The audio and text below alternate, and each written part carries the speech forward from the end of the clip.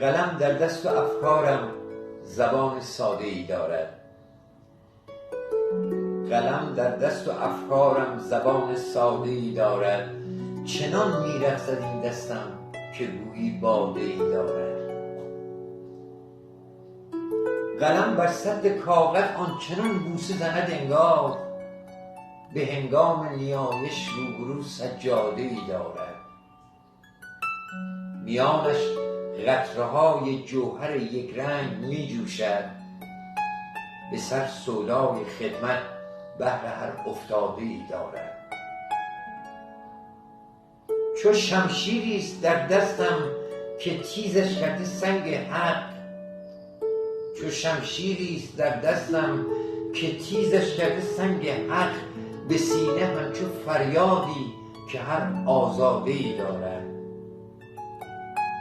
قلم مانند سربازی که پشت سنگر دفتر سلاحی پر ز اندیشه زه آماده ای دارد. قلم را بنده ام تا لحظه جان دادن و مردن، خوش آن بنده ای را که چنین شهزاده ای دارد. تو بنگر نافه‌ای را با قلم در خلوت شبها.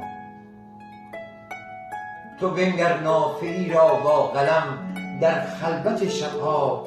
برای طرح احساسش زبان ساده ای دارد. برای طرح احساسش زبان ساده ای